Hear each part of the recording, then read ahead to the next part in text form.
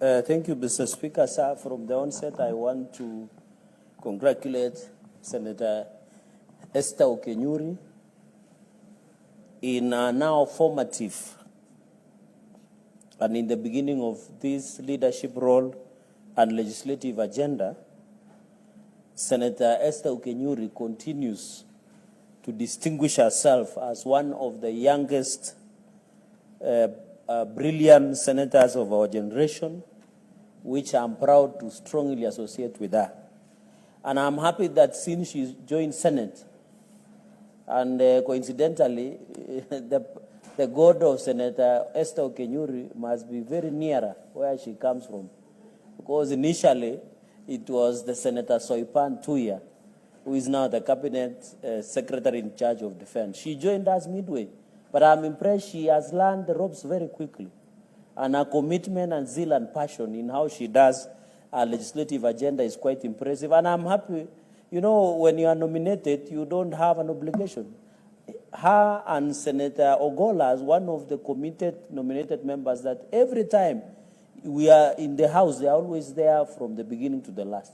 What I'm impressed about Senator Okenyuri is I normally see her in the village interacting. And I want to appeal to the people of Kisii. I've never done this before. That if God favors Senator Esther Okenyuri, please, in the next 14th Parliament, she should join us as an elected member of Parliament to be part of the transformation of this country. I have seen her wearing even school uniform to appeal, even wearing church clothes, the ones and interacting. So, and I want to assure the people of Kisii that Senator Okenyuri, she's up to the task. We are proud as our generation that we want to have one of the finest. Mr. Speaker, just in closing, because I have two comments and then I have four for the bill, is, you know, Senator Esther Okenyuri continues to be an inspiration to the girl child. You know, women sometimes feel inadequate, they feel they cannot compete. But since this platform has come, Senator Okenyuri has distinguished herself.